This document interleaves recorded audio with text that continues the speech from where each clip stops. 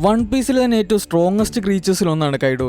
വില്ലന്മാരുടെ കൂട്ടത്തിൽ മുൻപന്തിയിൽ തന്നെ നിൽക്കുന്നവൻ. പലരും പലയിടത്ത് വെച്ച് തോൽപ്പിക്കാൻ ശ്രമിച്ചിരുന്നെങ്കിലും കൈഡോയുടെ അടുത്തേക്ക് എടുക്കാൻ മരണത്തിന് പോലും ഭയമായിരുന്നു.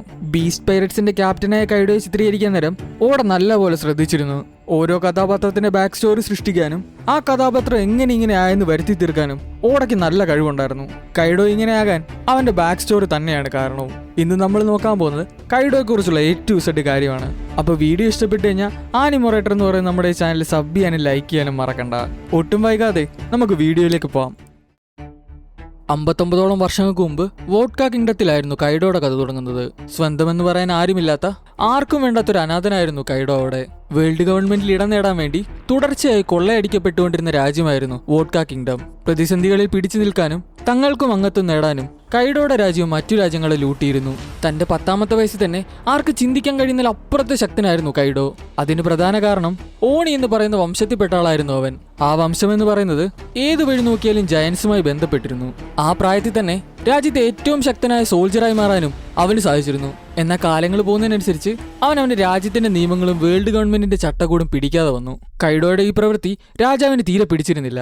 അയാൾ കൈഡോയെ പിടിക്കുകയും പിന്നീട് മറൈൻസിന് കൈമാറുകയും ചെയ്തു. കൈഡോയെ കൊടുത്തതിന് പകരമായി വേൾഡ് ഗവൺമെന്റിലെ അംഗങ്ങളായ രാജാക്കന്മാരുടെ സമ്മേളനത്തിൽ പുള്ളിക്കാരൻ അവസരവും ചോദിച്ചു. പക്ഷെ അങ്ങനെ എളുപ്പം നടക്കി വെക്കാൻ പറ്റുന്ന ആളായിരുന്നില്ല കൈഡോ. അവിടെയാണ് നേവിക്ക് തെറ്റുപറ്റിയത്. അവനെ കൊണ്ടുപോയിക്കൊണ്ടിരുന്ന നേവി ബാറ്റിൽഷിപ്പിൽ നിന്ന് ഈസിയായി കൈഡോ രക്ഷപ്പെടുകയും തുടർന്ന് അവന്റെ തലയ്ക്ക് മുകളിൽ 70 മില്യൺ ബാരീസ് ആദ്യമായി ബൗണ്ടിയായി വീഴുകയും ചെയ്തു. അങ്ങനെ കൈഡോ ഒഫീഷ്യലി ഒരു ഔട്ട്കാസ്റ്റായി മാറി. പതിയെ ലോകമെമ്പാടും കൈഡോയെ കുറിച്ച് അറിയാൻ തുടങ്ങി. പക്ഷെ നേവിയിൽ നിന്ന് രക്ഷപ്പെട്ടതിന് ശേഷം കൈഡോ ശരിക്കും തനിച്ചായിരുന്നു. അവനെ ഒന്ന് ടേക്ക് കെയർ ചെയ്യാനോ അവന് ചെന്നൊന്ന് കണ്ട് സംസാരിക്കാനോ പേരിന് പോലും ഒരു കൂടപ്പുറപ്പില്ലായിരുന്നു. ഇതെല്ലാം കഴിഞ്ഞ് നേവിക്ക് പിടികൊടുക്കുന്നതായിരുന്നു കൈഡോയുടെ വിനോദം. വെറുതെ അങ്ങ് പിടികൊടുക്കുന്നതല്ല, നേവി ഷിപ്പിലെ ഫുഡ് കഴിക്കാൻ വേണ്ടി മാത്രമായിരുന്നു കൈഡോ ഈ പ്രവൃത്തി ചെയ്യുന്നത്. അതിനുശേഷം കൈഡോ വളരെ സിമ്പിളായി അവിടെ നിന്ന് രക്ഷപ്പെടുകയും ചെയ്യും. ഏകദേശം 15 വയസ്സായപ്പോൾ ഹച്ചിനോസു എന്ന് പറയുന്ന പൈറേറ്റ് ഐലൻഡിൽ അവൻ എത്തുകയും എല്ലാവർക്കും അവനൊരു വെല്ലുവിളിയായി മാറുകയും ചെയ്തു. ആർക്കും പ്രതീക്ഷിക്കാൻ പോലും കഴിയാത്ത വേഗത്തിലായിരുന്നു കൈഡോയെ കുറിച്ചുള്ള വാർത്തകൾ സ്പ്രെഡായത്. അത് ചെന്നെത്തിയത് റോക്സ് പൈററ്റ്സിന്റെ ചെവിയിലും. റോക്ക് ഡി സെബക്കവനെ തന്റെ ക്രൂവിലേക്ക് ഇൻവൈറ്റ് ചെയ്യുകയും കൈഡോ അങ്ങനെ ഒഫീഷ്യലി റോക്സ് പൈററ്റ്സിന്റെ ഭാഗമാവുകയും ചെയ്തു. ആ സമയത്ത് കടലിൽ സെയിൽ ചെയ്യുന്ന ഏറ്റവും സ്ട്രോങ്ങസ്റ്റ് ആയിട്ടുള്ള പൈററ്റ് ക്രൂവിൽ ഒന്നായിരുന്നു റോക്സ് പൈററ്റ്സ്. അവിടെ ഒരു അപ്രന്റീസ് ആയിട്ടായിരുന്നു കൈഡോയുടെ തുടക്കം. ആ സമയത്ത് റോക്സ് പൈററ്റ്സിന്റെ മെയിൻ റൈവൽ എന്ന് പറയുന്നത് ഗോൾഡി രാജന്റെ റോജർ പൈററ്റ്സ് ആയിരുന്നു. ബിഗ് മൂമും വൈറ്റ് ബിയേഡും ഷിക്കിയും സെബക്കും ഒക്കെ അടങ്ങുന്ന ഒരു വലിയ ക്രൂ തന്നെയായിരുന്നു ഈ റോക്സ് പൈററ്റ്സ് എന്ന് പറയുന്നത്. അങ്ങനെ ഇരിക്കെ ഏകദേശം 38 വർഷങ്ങൾക്ക് മുമ്പ് കൈഡോ അടങ്ങുന്ന റോക്സ് പൈററ്റ്സ് ഗോഡ് വാലിയിലേക്ക് പോയി. വെറുതെ ചുമ്മാതങ്ങ് പോയതല്ല, ഗോഡ് വാലിയിലെ സമ്പാദ്യവും അധികാരവും എല്ലാം കൂടെ പിടിച്ചടക്കാൻ വേണ്ടായിരുന്നു അവരവിടേക്ക് പോയത്. അന്ന് റോക്സ് പൈററ്റ്സിനെ നേരിടാൻ ഗോൾഡി രാജറും മങ്കി ഡി ഗാർപ്പൂഡ് ഒരുമിക്കുകയും റോക്സ് പൈററ്റ്സിന്റെ ക്യാപ്റ്റനായ സെബക്കിനെ കീഴ്പ്പെടുത്തുകയും ചെയ്തു. ആ ഇൻസിഡന്റിന് ശേഷം റോക്സ് പൈററ്റ്സിലെ മെമ്പേഴ്സ് സ്പ്ലിറ്റ് ആകുകയും അവരവരുടേതായിട്ടുള്ള സ്വന്തം പൈററ്റ് ക്രൂ ബിൽഡ് ചെയ്യുകയും ചെയ്തു. പക്ഷെ അതിനെല്ലാം മുമ്പ് ഗോഡ് വാലി വെച്ചൊരു സംഭവം കൂടെ നടന്നായിരുന്നു. റോക്സ് പൈററ്റ്സിലെ മെമ്പറായിരുന്ന ബിഗ് ബോം കൈഡോയ്ക്ക് ഒരു ഡെവിൾ ഫ്രൂട്ട് കൂടെ കൊടുത്തിരുന്നു. കൊടുത്തെന്ന് പറയുന്നതിനേക്കാൾ അത് അടിച്ചു മാറ്റി എന്ന് പറയുന്നതായിരിക്കും കുറച്ചുകൂടെ നല്ലത്. ഉവ നോമി എന്ന് പറയുന്ന ചെറിയ മോഡലിലുള്ളൊരു മിത്തിക്കൽ ഡെവിൾ ഫ്രൂട്ട് തന്നെയായിരുന്നത്. തന്നെ ഒരു ഡ്രാഗണായി തന്നെ കൺവേർട്ട് ചെയ്യാൻ കഴിയുന്ന ആ ഡെവിൾ ഫ്രൂട്ട് കൈഡോ കഴിക്കുകയും ആർക്കും ഇമാജിൻ പോലും ചെയ്യാൻ കഴിയാത്ത അത്ര പവർഫുൾ ആയിട്ടുള്ള ഒരാളായിട്ട് കൈഡോയെ അത് മാറ്റുകയും ചെയ്തു. പക്ഷെ തന്റെ ക്രൂ പിരിഞ്ഞതിന് ശേഷം കൈഡോ വീണ്ടും പഴയ സ്ഥിതിയായിരുന്നു. എങ്ങോട്ട് പോകണമെന്നോ എന്ത് ചെയ്യണമെന്നോ അറിയാത്ത ഒരേകാന്തവാസം. പിന്നീട് വരുന്ന ആളുകളിൽ 18ഓളം തവണ കൈഡോയെ മറൈൻസ് പിടിച്ചിരുന്നു. അതിൽ മിക്കപ്പോഴും കൈഡോ തന്നെ കീഴടങ്ങിയതാണെന്നാണ് പറയപ്പെടുന്നത്. ഓരോ തവണ പിടിക്കപ്പെടുമ്പോഴും അവനെ ടോർച്ചർ ചെയ്യാൻ മറൈൻസ് മറന്നിരുന്നില്ല. മരണതുല്യമായ വേദന പലപ്പോഴും അവന് സഹിക്കേണ്ടതായിട്ട് വന്നു. പക്ഷെ എന്നിരുന്നാലും ഗവൺമെന്റിന് അവനെ എക്സിക്യൂട്ട് ചെയ്യാൻ സാധിച്ചിരുന്നില്ല. തൂക്കിലേറ്റാൻ ശ്രമിച്ചപ്പോൾ കയറ് പൊട്ടിയും കുത്തിക്കൊല്ലാൻ നോക്കിയപ്പോൾ സ്പിയർ ഒടിഞ്ഞും ആർക്ക് തൊടാൻ പറ്റാത്ത ലെവലിലേക്ക് കൈഡോ അപ്പോഴേക്കും വളർന്നിരുന്നു. ഒരു വട്ടം അവനെ ഇതുപോലെ ക്യാപ്ചർ ചെയ്തപ്പോൾ പങ്ക് ഹസാർഡിലേക്ക് അവനെ കൊണ്ടുപോവുകയും വെഗാപങ്കിന്റെ കീഴിലുള്ള ഒരു പരീക്ഷണം കൈഡോയുടെ മേളിൽ നടക്കുകയും ചെയ്തു. കൈഡോയുടെ ലിനിയേജ് ഫാക്ടർ എക്സ്ട്രാക്ട് ചെയ്യുന്ന ഒരുതരം പരീക്ഷണമായിരുന്നത്. അതുവഴി കൈഡോയുടെ ഡെവിൾ ഫ്രൂട്ട് വീണ്ടും ഒന്നുകൂടെ റീക്രിയേറ്റ് ചെയ്യാനും വെഗാപങ്ക് ശ്രമിച്ചിരുന്നു. പക്ഷെ പ്രതീക്ഷിച്ച റിസൾട്ട് കിട്ടാത്തതുകൊണ്ട് തന്നെ വെഗാപങ്കിനെ അത് ഒഴിവാക്കേണ്ടതായിട്ട് വന്നു. ഒട്ടും വൈകാതെ കൈഡോ ആ പരീക്ഷണശാലയിൽ നിന്ന് രക്ഷപ്പെടാൻ ശ്രമിച്ചു. പക്ഷെ ഇത്തവണ കൈഡോ ഒറ്റയ്ക്കായിരുന്നില്ല പുറത്തെത്തിയത്. അവിടെ വെച്ചവൻ ഒരാളെ കൂടെ കണ്ടുമുട്ടി. തന്നെ പോലെ തന്നെ പരീക്ഷണത്തിന് വിധേയനായ ആൽബർ എന്ന ആളായിരുന്നു അത്. ലൂണാവേരിയൻ വംശത്തിൽപ്പെട്ട ഇവന് നല്ല പൊട്ടൻഷ്യൽ ഉണ്ടെന്ന് കൈഡോയ്ക്ക് മനസ്സിലായി. കൈഡോ അവനെ തന്റെ ക്രൂവിലേക്ക് ചേരാൻ ഇൻവൈറ്റ് ചെയ്തു. അങ്ങനെ കൈഡോയുടെ ആദ്യത്തെ ക്രൂ മെമ്പറായി പുള്ളിക്കാരൻ കൈഡോടൊപ്പം ചേർന്നു. അവനെ കൈഡോ കിങ് എന്ന് വിളിച്ചു. സ്ട്രെങ്ത് ഉണ്ടായിട്ടും മറ്റ് പൈററ്റ്സിനോടൊപ്പം പിടിച്ചു നിൽക്കാനും വളരാനും കൈഡോയ്ക്ക് സാധിച്ചിരുന്നില്ല. റോജർ പൈററ്റ്സും അവനോടൊപ്പം സഞ്ചരിച്ച വൈറ്റ് ബിയേഡും ആ സമയത്ത് തന്നെ ഏറ്റവും വലിയ പൈററ്റ്സ് ആയിരുന്നു. അവരൊന്നും സ്ട്രെങ്ത്തിന്റെ കാര്യത്തിൽ മാത്രമല്ല ആൾബലത്തിന്റെ കാര്യത്തിലും കൈഡോകൾ ഒത്തിരി പടി മുകളിലായിരുന്നു. ഈ ഒരു അവസ്ഥ കൈഡോ ശരിക്കും നിരാശനാക്കി. അധികം വൈകാതെ Gol D Roger king of the pirates ആയി. ഏകദേശം 1 വർഷങ്ങൾക്ക് ശേഷം റോജർ മറൈൻസിന് കീഴടങ്ങുകയും മരിക്കുന്നതിന് മുമ്പായി വൺ പീസ് എന്ന അമൂല്യമായിട്ടുള്ള നിധി കടലിൽ ഒളിപ്പിച്ചിട്ടുണ്ടെന്നും പറയുന്നു. ലെജൻഡറി ട്രഷറായിട്ടുള്ള വൺ പീസ് ലഭിക്കാനും അടുത്ത പൈററ്റ് കിങ് ആകാനും കടലിലേക്ക് കുറെ അധികം പൈററ്റ്സ് യാത്ര തിരിക്കുന്നു. പുള്ളിക്കാരൻ മരിക്കുന്നതിന് ഏകദേശം 4-5 വർഷങ്ങൾക്ക് മുമ്പ് തന്നെ കൈഡോ സ്വന്തം വളർച്ചയ്ക്കായിട്ടുള്ള കാര്യങ്ങൾ ചെയ്തു തുടങ്ങിയിരുന്നു. വാനോ എന്ന് പറയുന്നത് ആ സമയത്തെ കരകൗശല വിഭാഗത്തിന്റെ ഏറ്റവും വലിയ നാടായിരുന്നു. ഒരിക്കൽ കുറോസുമി ഇഗ്രാഷി എന്ന് പറയുന്ന ആൾ കൈഡോയെ കാണാനായി എത്തി. വാനോ രാജ്യത്ത് ആയുധ നിർമ്മാണത്തിനുള്ള സ്ഥലം നൽകാമെന്ന് അവൾ കൈഡോയ്ക്ക് വാഗ്ദാനവും നൽകി. ഇതിലൂടെ കൈഡോയ്ക്ക് തന്റെ ശക്തി വർദ്ധിപ്പിക്കാൻ സാധിക്കുമായിരുന്നു. കൈഡോ ഈ ഓഫർ കണ്ണും പൂട്ടി സ്വീകരിച്ചു. തുടർന്ന് ഹിഗുറാഷിയുടെ ബന്ധുവായ ഒറോച്ചി ഷോഗുൻ സ്ഥാനം പിടിച്ചടക്കിയതോടെ കൈഡോ വാനോ രാജ്യം പൂർണ്ണമായി തന്റെ നിയന്ത്രണത്തിലാക്കി. അതിനു പകരമായി കൈഡോ ഒറോച്ചിയുടെ സംരക്ഷണവും ഏറ്റെടുത്തു. ഈ സമയത്താണ് കൈഡോയ്ക്ക് യാമറ്റോ ജനിക്കുന്നത്. യാമറ്റോ യഥാർത്ഥത്തിൽ ഒരു പെൺകുട്ടിയായിട്ടാണ് ജനിച്ചെങ്കിലും കൈഡോയുടെ മകനായാണ് അറിയപ്പെട്ടത്. ഇതിനുശേഷമാണ് സെയിൻ എന്ന് പറയുന്ന വ്യക്തിയെ കൈഡോ പരിചയപ്പെടുന്നത്. കൈഡോയുടെ ക്രൂവിൽ അവൻ ചേരുകയും ക്യൂൻ എന്ന പേരിൽ അറിയപ്പെടുകയും ചെയ്തു. അങ്ങനെ നാളുകൾ പോകെ ഒറോച്ചിക്കെതിരെ അറ്റാക്കുമായി ഒരാൾ രംഗത്ത് വന്നു. റോജർ പൈററ്റ്സിലെയും വൈറ്റ് ബിയർഡ് പൈററ്റ്സിലെയൊക്കെ അംഗമായിട്ടുള്ള കോസക്കി ഓഡൻ എന്ന ശക്തനായിട്ടുള്ള സാമുറായി ആയിരുന്നത്. ഈ സംഭവമാകട്ടെ കൈഡോയെ ഓഡനും തമ്മിൽ ഏറ്റുമുട്ടാൻ പ്രേരിപ്പിച്ചു. പക്ഷെ കൈഡോയെ കീഴ്പ്പെടുത്താൻ അവന് സാധിച്ചിരുന്നില്ല. എല്ലാത്തിനും അവസാനം കൈഡോയും ഒറോച്ചി ഓഡനും ചേർന്നൊരു കരാറുണ്ടാക്കി. ആഴ്ചയിലൊരിക്കൽ ഓഡൻ ഫ്ലവർ ക്യാപിറ്റലിൽ വന്ന് ഡാൻസ് കളിക്കണം. പക്ഷെ ഡാൻസ് കളിക്കുമ്പോൾ നഗ്നനായിരിക്കണം. അങ്ങനെ ചെയ്ത വാനോ രാജ്യത്ത് ആരെ അവൻ ഉപദ്രവിക്കില്ല എന്ന് ഓഡന് വാക്കുകൊടുത്തു. മാത്രമല്ല 5 വർഷം കഴിയുമ്പോൾ അവർ വാനോ വിട്ട് പോകാമെന്നും പറഞ്ഞു. ഇതെല്ലാം കേട്ട് ഓഡൻ അതിന് സമ്മതിച്ചു. ഈ സംഭവം നടന്ന് 1 വർഷത്തിന് ശേഷമാണ് ഗോൾഡി രാജർ കൊല്ലപ്പെടുന്നത്. അപ്പോഴേക്കും കൈഡോ ശക്തനായ ബീസ് പൈററ്റ്സിന്റെ ക്യാപ്റ്റനായി മാറിയിരുന്നു. ഈ സംഭവം നടന്ന 1 വർഷത്തിന് ശേഷം, കൃത്യമായി പറഞ്ഞാൽ 23 വർഷങ്ങൾക്ക് മുമ്പ്, വാനോ രാജ്യത്ത് റിങ്കോ പ്രദേശത്ത് വെച്ച് ഗെക്കോ മോറിയും കൈഡോയും ഒരു വലിയ യുദ്ധത്തിൽ ഏർപ്പെട്ടു. ആ യുദ്ധത്തിനെ പറ്റി വലിയ അറിവുകളില്ലെങ്കിലും മോറിയയ്ക്ക് തന്റെ മുഴുവൻ സംഘവും അവിടെ വെച്ച് നഷ്ടമായി. ആ സംഭവത്തിൽ മാനസികമായിട്ട് തളർന്ന മോറിയ കൈഡോയോട് ഇന്നും ആ പക കൊണ്ടു നടക്കുന്നുണ്ട്. ഇക്കണ്ട സമയങ്ങൾ കൊണ്ട് തന്നെ കൈഡോ വലിയൊരു സാമ്രാജ്യം തന്നെ കെട്ടിപ്പടുത്തു. സ്ട്രോങ്ങർ ആയിട്ടുള്ള 4 എംപറേഴ്സിൽ കൈഡോ തന്റെ പേരും കൂട്ടിച്ചേർത്തു. ഇതെല്ലാം കഴിഞ്ഞ് കുറച്ചു നാൾക്ക് ശേഷം ഓഡനും അവന്റെ 9 റീറ്റെയിനേഴ്സോടെ ചേർന്ന് ഒനിഗാഷിമയിലേക്ക് പോവുകയായിരുന്നു. ഓഡൻ എന്ന് പറയുന്ന സ്ഥലമായപ്പോൾ കൈഡോ ഓഡനെ തടഞ്ഞു. അവിടെ വെച്ച് ശരിക്കും ഒരു വൻ ഫൈറ്റ് തന്നെ ഉണ്ടായി. ആ യുദ്ധത്തിൽ കൈഡോയുടെ നെഞ്ചിൽ ആഴത്തിലൊരു മുറിവുണ്ടാക്കാൻ ഓഡന് സാധിച്ചു.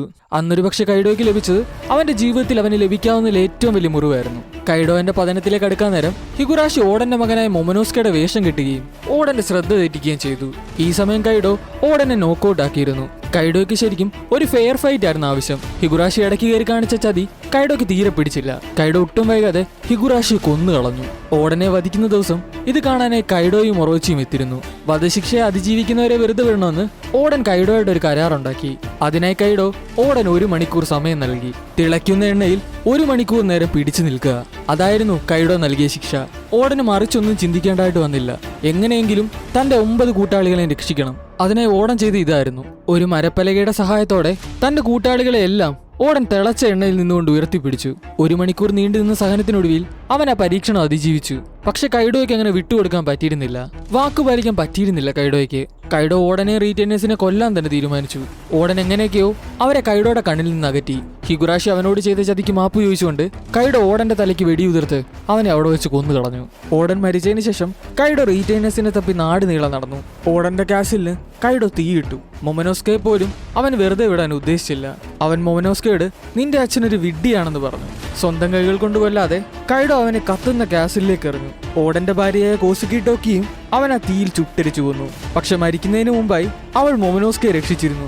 അവൾ തന്റെ പവർ ഉപയോഗിച്ച് മൊമനോസ്കയും തന്റെ കൂട്ടാളികളെയും 20 വർഷം മുൻപിലേക്ക് അയച്ചു. കൈഡോ ചെയ്തതിൽ വെച്ച് ഏറ്റവും വലിയ മിസ്റ്റേക്ക് ആയിരുന്നത്. ഇവഞ്ചലി കൈഡോയുടെ മകളായ ആമറ്റോ അവൾക്ക് ഓഡനെ പോലെ ആകണമെന്ന് പറഞ്ഞു. ഓഡന്റെ എക്സിക്യൂഷൻ അവൾ അവിടെ നേരിട്ട് കണ്ടായിരുന്നു. ഒരു സാമുറായുടെ ധൈര്യവും ഒരു മനുഷ്യൻ എങ്ങനെയായിരിക്കണമെന്നും അവൾ ഓഡനിൽ നിന്ന് കണ്ടുപഠിച്ചു. ഓഡനെ കുറിച്ചുള്ള എല്ലാ കാര്യവും അവൾ ഡയറിയിൽ നിന്ന് വായിച്ചു മനസ്സിലാക്കി. അതുകൊണ്ട് തന്നെയാണ് അവൾക്ക് ഒരു നാൾ ഓഡനെ പോലെയാകണമെന്ന് കൈഡോയോട് പറഞ്ഞത്. പക്ഷെ കൈഡോയ്ക്കത് തീരെ ഇഷ്ടപ്പെട്ടിരുന്നില്ല. അവൻ യാമറ്റോ ഉപദ്രവിക്കുകയും അവളെ പണിഷ് ചെയ്യാനും തീരുമാനിച്ചു. പക്ഷെ ദിവസങ്ങൾ കഴിയുന്നതിനനുസരിച്ച് ഓഡനാകുന്നതിനെ കുറിച്ച് മാത്രമായിരുന്നു അവൾക്ക് പറയാനുള്ളത്. ഈ പ്രശ്നങ്ങൾക്കിടയിൽ അവൾ അവളുടെ കോൺഗ്രസ് ആക്കി അൺലോക്ക് ആക്കി. ഈവൻ ദോ കൈഡോ അതിൽ ഇംപ്രസ് ആയെങ്കിൽ കൂടിയും അവൾ ശിക്ഷ അനുഭവിക്കേണ്ടവളാണെന്ന് തന്നെയായിരുന്നു കൈഡോയുടെ മൈൻഡിൽ. നാളുകളങ്ങനെ കുറച്ചുകൂടെ മുന്നിലേക്ക് പോയി. വൈറ്റ് ബിയർഡ് പൈററ്റ്സിലെ സെക്കൻഡ് ഡിവിഷൻ കമാൻഡറായിരുന്ന എയ്സിന്റെ വധശിക്ഷ നാടെമ്പാടും വലിയൊരു പിരിമുറുക്കമുണ്ടാക്കി. പരസ്യമായുള്ള വധശിക്ഷ ഒഴിവാക്കാനും എയ്സിനെ രക്ഷിക്കാൻ വേണ്ടിയിട്ടും വേൾഡ് ഗവൺമെന്റിനെതിരായി വൈറ്റ് ബിയർഡ് രംഗത്ത് വന്നു. ഇത് ശരിക്കും വലിയൊരു യുദ്ധത്തിലേക്കായിരുന്നു പോയത്. പൈററ്റ്സും ഗവൺമെന്റുമായുള്ള വലിയൊരു യുദ്ധം. കൈഡോയ്ക്ക് ശരിക്കും ഇതിലൊരു പാർട്ടാകണമെന്ന് ആഗ്രഹമുണ്ടായിരുന്നു. അവനും കിങ്ങൂടെ വൈകാതെ തന്നെ മറൈൻ ഫോർഡിലേക്ക് പോകാൻ പ്ലാനിട്ടു. പക്ഷെ യാത്രക്കിടയിൽ എപ്പോഴോ കൈഡോയെ വേറൊരു എംബറർ തടഞ്ഞിരുന്നു. അതായിരുന്നു സ്ട്രോങ്ങർ ആയിട്ടുള്ള റെഡ് ഹെയർ ഷാങ്ക്സ്. എങ്ങനെയാണ് ഷാങ്ക്സ് കൈഡോയെ തടഞ്ഞതെന്ന് ഇപ്പോഴും അത്ര വ്യക്തമല്ല. ഇതെല്ലാം കഴിഞ്ഞ് ഷാങ്ക്സ് മറൈൻ ഫോർഡിലെത്തി വാറ് നിർത്തിയപ്പോഴേക്കും എയ്സ് കൊല്ലപ്പെട്ടിരുന്നു. അവനെ രക്ഷിക്കുന്നതിനിടയിൽ വൈറ്റ് ബിയർഡും. ന്യൂ എറയുടെ തുടക്കം അവിടെ നിന്നായിരുന്നു. ഈ സംഭവത്തിൽ പരിക്കേറ്റ ലൂഫിയെ കുറെ നാൾ കാണാതായി. ഈ സമയം കൈഡോ ആകട്ടെ ഡോ ഫ്ലെമിംഗോയെ വലിയൊരു ബിസിനസ്സിൽ ഏർപ്പെട്ടു. വൺ പീസിലെ ഡ്രസ് റോസയിൽ സ്ഥിതി ചെയ്യുന്ന ഒരു രഹസ്യ നിർമ്മാണശാല സ്മൈൽ എന്ന് പറയുന്ന ഡെവിൾ ഫ്രൂട്ട് ആയിരുന്നു അവിടെ നിർമ്മിച്ചിരുന്നത്. സീസർ ക്ലോൺ എന്ന ശാസ്ത്രജ്ഞനാണ് ഈ ആർട്ടിഫിഷ്യൽ ഡെവിൾ ഫ്രൂട്ട് ഉണ്ടാക്കിയിരുന്നത്. ഡോ ഫ്ലെമിംഗോയുടെ ഫണ്ടിങ്ങും അതിന് നടത്തിപ്പ് ഏറ്റെടുത്തു. ഇത് കൈഡോയുടെ സൈന്യത്തെ കൂടുതൽ ശക്തിപ്പെടുത്താനായി ഉപയോഗിച്ചു. പക്ഷേ ഈ ബിസിനസ് അധിക നാൾ നീണ്ടു നിന്നിരുന്നില്ല. ലൂഫിയുടെ ലോയുടെ ഒത്തുചേരല് ഡോഫിയുടെ പതനത്തിന് കാരണമായി. അങ്ങനെ ആ പദ്ധതി അവിടെ വെച്ച് അവസാനിച്ചു. സ്മൈൽ ഫാക്ടറി അങ്ങനെ ഇല്ലാണ്ടായി. ഈ സംഭവങ്ങൾക്ക് തൊട്ടു പിന്നാലെ കൈഡോ ബലൂൺ ടെർമിനലിന് മുകളിൽ നിന്ന് ചാടും. ഏകദേശം 10,000-ഓളം മീറ്റർ മുകളിൽ നിന്നാണ് ചാടുന്നത്.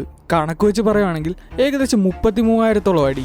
അവന് തന്റെ ശക്തി പരിശോധിക്കണമായിരുന്നു. കൂട്ടത്തിൽ തന്നെ കൊല്ലാൻ ആരെങ്കിലും ഉണ്ടോ എന്നും അറിയണമായിരുന്നു. പലപ്പോഴായി ആത്മഹത്യ ചെയ്യാൻ ശ്രമിച്ചിട്ടും അവനെ കൊണ്ട് അതിന് സാധിച്ചിരുന്നില്ല. ഈ വീഴ്ചയും ഒരു ചെറിയ തലവേദന മാത്രം അവശേഷിപ്പിച്ച് അവന്റെ ജീവനോടെ വിട്ടു.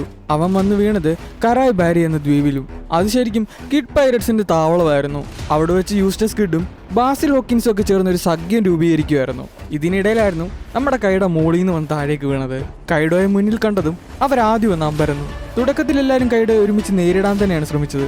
പക്ഷെ കൈഡോയുടെ അപാരമായിട്ടുള്ള ശക്തിക്ക് മുന്നിൽ അവരുടെ നിലപാടുകൾ മാറി മറിഞ്ഞു. ബാസിൽ ഹോക്കിൻസും ഓൺ എയർ പൈററ്റ്സിന്റെ തലവനും കൈഡോയുടെ ശക്തിക്ക് മുന്നിൽ അടിയറവ് പറഞ്ഞു. പക്ഷെ കിഡ് പൈററ്റ്സിന്റെ ക്യാപ്റ്റനായ യൂസ്റ്റസ് കിഡ് അവന് മുന്നിൽ ചേർത്തു തന്നെ നിന്നു.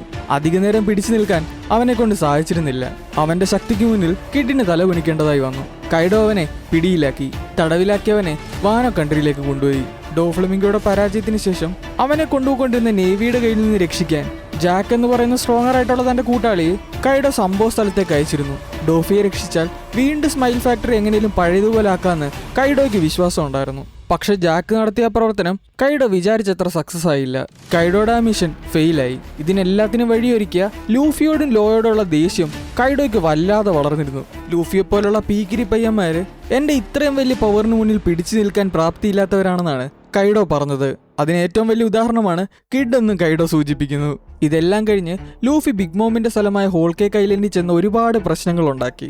അവനവിടുന്ന് രക്ഷപ്പെടാനും സാധിച്ചിരുന്നു. പിന്നീട് വന്നിരുന്ന ന്യൂസിൽ ഇതെല്ലാം വ്യക്തമായി എഴുതിയിരുന്നു. എംബറായ ബിഗ് മോമിന്റെ അധീനതയിലുള്ള സ്ഥലത്തിൽ വന്നിട്ട് ലൂഫിയെ പോലെ ഒരു പൈററ്റ് വന്ന് കുഴപ്പങ്ങൾ ഉണ്ടാക്കി രക്ഷപ്പെടുന്നു. ഈ ന്യൂസ് ശരിക്കും അവളുടെ അഭിമാനത്തിന് കോട്ടം തട്ടുന്നതായിരുന്നു. കൈഡോയ്ക്ക് ശരിക്കും ഒന്നും വിശ്വസിക്കാനേ പറ്റിയില്ല. ബിഗ് മോമിന്റെ പവേഴ്സിനെ കുറിച്ച് കൈഡോയ്ക്ക് നല്ല അറിവുണ്ടായിരുന്നു. റോക്സ് പൈററ്റ്സി വർക്ക് ചെയ്ത ടൈം കൈഡോയ്ക്ക് ബിഗ് മോമിന്റെ കേപ്പബിലിറ്റീസിനെ കുറിച്ച് നല്ല ധാരണയുണ്ടായിരുന്നു. എങ്ങനെ ലൂഫി ബിഗ് മോമിന്റെ കൈകളിൽ നിന്ന് രക്ഷപ്പെട്ടെന്ന് കൈഡോയ്ക്ക് എത്ര ചിന്തിച്ചിട്ടും മനസ്സിലായില്ല. കുറച്ച് ദിവസങ്ങൾക്ക് ശേഷം ബിഗ് മോം കൈഡോയെ കോൾ ചെയ്തു. ലൂഫിയെ കൊല്ലാനുള്ള അവകാശം എനിക്ക് വിട്ടുതരണമെന്നായിരുന്നു കൈഡോയോട് ബിഗ് മോം പറഞ്ഞത്. കൈഡോയ്ക്ക് അതങ്ങോട്ട് സമ്മതിച്ചു കൊടുക്കാൻ സാധിച്ചിരുന്നില്ല. കാരണം അത്രയ്ക്കുണ്ടായിരുന്നു ലൂഫി കൈഡോയോട് ചെയ്തത്. തന്റെ സ്മൈൽ ഫാക്ടറി ഇല്ലാതാക്കിയതിനും തനിക്ക് ഇത്രയേറെ നഷ്ടങ്ങൾ വരുത്തി വെച്ചതിനും ലൂഫിയോട് തനിക്ക് തന്നെ പ്രതികാരം ചെയ്യണമെന്നായിരുന്നു കൈഡോയുടെ മൈൻഡിലുണ്ടായിരുന്നത്. പക്ഷെ ബിഗ് മോമിന് മുന്നിൽ ഒരു തുറുപ്പുചീട്ടുണ്ടായിരുന്നു. വർഷങ്ങൾക്ക് മുമ്പുള്ള ഒരു കടം. ഗോഡ് വാലി വെച്ച് തന്റെ കയ്യിൽ നിന്നാണ് ഡെവിൾ ഫ്രൂട്ട് കൈഡോയ്ക്ക് കിട്ടിയെന്നും അതിന് നീ പ്രത്യുപകാരമായി ഇത് ചെയ്യണമെന്നും ബിഗ് മോം കൈഡോയോട് ആവശ്യപ്പെടുന്നു. കൈഡോ മനസ്സോടെ അത് സമ്മതിക്കുകയും ചെയ്തു. ലൂഫിയെ കൊല്ലാനുള്ള അധികാരം കൈഡോ ബിഗ് മോമിന് തന്നെ കൊടുക്കുന്നു. ഇതെല്ലാം കഴിഞ്ഞ് ലൂഫി സംഘവും വാനോയിലേക്ക് കാലുകുത്തിയിരുന്നു. കൈഡോയുടെ കേന്ദ്രമായ വാനോ രാജ്യത്തേക്ക്. ലൂഫി സംഘവും വാനോയിലെത്തിയത് ഹോക്കിൻസ് അറിഞ്ഞു. അവൻ ഈ വിവരം വൈകാതെ കൈഡോയെ അറിയിച്ചു. കൈഡോ ആ സമയം അത്യാവശ്യം മദ്യപിച്ചിട്ടുണ്ടായിരുന്നു. അവൻ ഒട്ടും വൈകാതെ അവന്റെ ഡ്രാഗൺ ഫോം എടുത്തു. ലൂഫി സംഘം ഒളിച്ചിരിക്കുമെന്ന് പറയപ്പെട്ട ഓഡന്റെ കാസിനിൽ ലക്ഷ്യമാക്കി കൈഡോ എടുത്തു. അവന്റെ ഫയറിംഗ് പവർ ഉപയോഗിച്ച് ഓഡന്റെ കാസിനിൽ തീ തുപ്പി. ആ ടൈം ലൂഫി ഒഴിച്ചുള്ള ബാക്കിയുള്ള സ്ട്രോ ഹാറ്റ്സ് ആയിരുന്നു ആ കാസിലുണ്ടായിരുന്നത്. അവൻ ആ കാസിൽ തകർത്ത് തരിപ്പണമാക്കി. എങ്ങനെയൊക്കെയോ സ്ട്രോ ഹാറ്റ്സ് അതിനെ രക്ഷപ്പെടുകയും ചെയ്തു. പക്ഷെ ലൂഫി കരുതിയത് തന്റെ സുഹൃത്തുക്കൾ മരിച്ചുപോയെന്നായിരുന്നു. അവനെ കുറ്റം പറയാനും കഴിയില്ല. അത്ര പവർഫുൾ ആയിരുന്നു ഓഡന്റെ കാസിലേക്ക് കൈഡോ ആക്രമിച്ചത്. അവനത് സഹിക്കാനായില്ല. ഗിയർ 4 ഉപയോഗിച്ച് കൈഡോയുടെ മുകളിൽ ലൂഫി തുടർച്ചയായി ആക്രമിച്ചു. എന്നാൽ മദ്യലഹരി വിട്ട കൈഡോ തന്റെ പവർഫുൾ ആയിട്ടുള്ള വെപ്പൺ ഉപയോഗിച്ച് ലൂഫിക്ക് ഇട്ടുറക്കം കൊടുത്തു. ലൂഫിയുടെ പവേഴ്സ് കൈഡോ കേറ്റില്ലെന്ന് മാത്രമല്ല, കൈഡോയുടെ ആ ഒറ്റ ആക്രമണത്തിൽ തന്നെ ലൂഫിയുടെ ബോധം കെട്ടു. കൈഡോ അവനെ തന്റെ ലേബർ ക്യാമ്പിലെ തടവുകാരനായി അയച്ചു. ലൂഫിയെ തേടി മറ്റൊരാൾ കൂടി വാനോ രാജ്യത്തേക്ക് കാലുകുത്താനായി തുടങ്ങിയിരുന്നു. ബിഗ് മോം എന്ന 4 എംപറേഴ്സിൽ ഒരാൾ. ബിഗ് മോം വരുന്നെന്നറിഞ്ഞതും കൈഡോയുടെ ക്രൂവിലെ കിങ് അവര് വന്ന ഷിപ്പ് നശിപ്പിക്കുകയും അത് കടലിലേക്ക് മുക്കിക്കളയുകയും ചെയ്തു. കടലിൽ വീണ ബിഗ് മോം വാനോ രാജ്യത്തിന്റെ തീരത്തടിഞ്ഞു. പക്ഷെ ബിഗ് മോമിന്റെ ഓർമ്മ നഷ്ടപ്പെട്ടിരുന്നു. അധികം വൈകാതെ ഉഡോണി വെച്ച് തന്നെ ബിഗ് മോമിന്റെ ഓർമ്മ തിരിച്ചു കിട്ടി. ഇതിനിടയിൽ തന്നെ ലൂഫിയും കിഡും അടക്കുന്ന ഗ്യാങ് അവിടുത്തെ പ്രിസണിൽ നിന്ന് രക്ഷപ്പെട്ടു. പിന്നീട് കൈഡോവും ബിഗ് മോമും തമ്മിൽ ഒരു വലിയ ഫൈറ്റ് തന്നെയായിരുന്നു. അധികം നീളാതെ ഇവർ തന്നെ ഒരു കരാറിൽ ഏർപ്പെട്ടു. പരസ്പരം എല്ലാം നശിപ്പിക്കുന്നതിനേക്കാൾ ഒരുമിച്ച് ലോകം തന്നെ കീഴടക്കുന്നതാണ് നല്ലതെന്നാണ് അവർ തീരുമാനിച്ചത്. ഇവർ രണ്ടുപേരും ചേർന്നിട്ടുള്ള ആർക്ക് നശിപ്പിക്കാൻ പറ്റാത്തൊരു കൂട്ടായ്മ. ഈ ന്യൂസ് അറിഞ്ഞ വേൾഡ് ഗവൺമെന്റും ലോകമെമ്പാടുമുള്ള നാട്ടുകാരും ഒരേ സമയം ഞെട്ടി. അടുത്ത പൈററ്റ് കിങ്ങിലേക്ക് ചുവടുവെക്കാനും ഏൻഷ്യൻ വെപ്പൺസ് തപ്പാനും ഇവർ രണ്ടുപേരും മുന്നിട്ടിറങ്ങിയ സാധ്യമാവുമായിരുന്നു. അവർ നിൽക്കുന്ന വാനോ ഒരു പൈററ്റ് ഹെവൻ ആക്കാനായിരുന്നു കൈഡോയുടെ ആഗ്രഹം. ഇതൊന്നും ഒറോച്ചിക്ക് അറിയില്ലായിരുന്നു. അവൻ കൈഡോയുടെ ഈ തീരുമാനത്തെ പൂർണ്ണമായി എതിർത്തു.